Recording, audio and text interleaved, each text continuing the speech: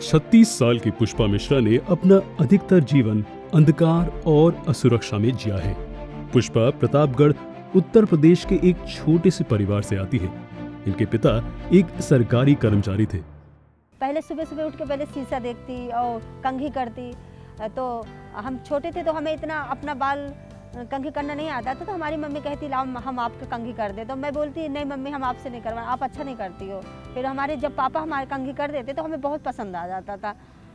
लेकिन एक दिन एक ऐसा हादसा हुआ जिसने पुष्पा और उसके परिवार को अनाथ कर दिया। हमारी उम्र 5-6 साल की थी। हमारे दादा के लड़के से जमीन जायदाद से उसमें कुछ लड़ाई झगड़ा हुई। हमारे पापा के पापा हैं, वो आए आगे खड़े हो गए, उनसे बात करने लगे और जो उनके बड़े भाई थे वो पीछे से आए, लाठी से उनके सर पे मार दिए। फिर उनका सर फट गया कि मेरी मम्मी अपना साड़ी फाड़ के उनके सर में बांधी, पर वो खून बहता ही चला गया। फिर हमारी मम्मी काफ़ी रोई कि कोई बचा लो, और कोई बचाने के लिए नहीं आया वहाँ पे। मेरी मम्मी बहुत परेशान हुई। फिर होते होते सारे लोग खड़े थे। फिर हमारे पापा की तुरंत जान चली गई। फिर मम्मी हमारी इतना पढ़ी भी नहीं थी कि अपने बच्चों को पाल सके।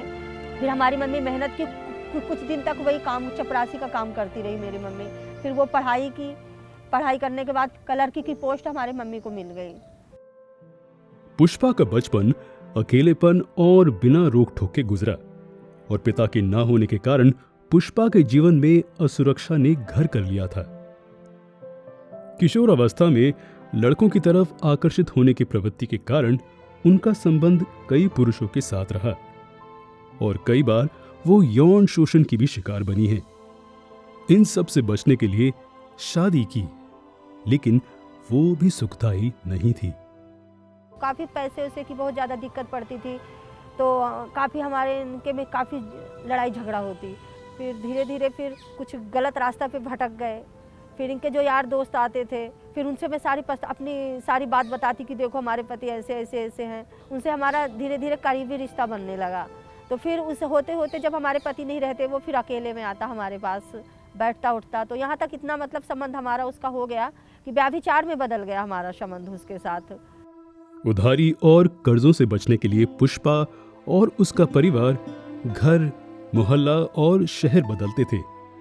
2011 में जब वो फरीदाबाद आए और जिस बिल्डिंग में कमरा लिया था, उसी बिल्डिंग में कुछ लोग प्रेयर मीटिंग के लिए मिलते थे। पुष्पा अपनी समस्याओं का हल ढूंढने चर्च गई। वहां उसे शांति का अनुभव हुआ और कुछ हफ्तों बाद वहां एक दीदी ने उन्हें नया नियम पढ़ने के लिए दिया। तो वो इतना हमको अच्छा लगा पढ़ने में, ऐसा लग रहा था कि मैं इसे छोड़ूं ना। अब किताब मैं इसको किताब पाई तो पढ़ती गई। और मैं जब खाना बनाती जब भी मैं पढ़ती गई, खाना काम करती, इतना लगता कि जल्दी काम करके पहले मैं सारा किताब ही पढूं। किताब पढ़ती गई। उसमें मेरे को इतना हृदय परिवर्तन हुआ कि मैंने 1 हफ्ते में वो सारी जो किताब थी सारी खत्म कर दी पढ़ के, नया नियम। उस दिन जब मैं पढ़ी तो मैं कही तो प्रभु मैं ऐसी थी, तो हमें अपने आप पे बहुत घिन आने लगी कि प्रभु मैं ऐसी थी, कैसे ऐसे मैं हो गई थी, प्रभु हमें क्षमा कर। मैं घुटने टेक के प्रभु के सामने रोती रहती थी।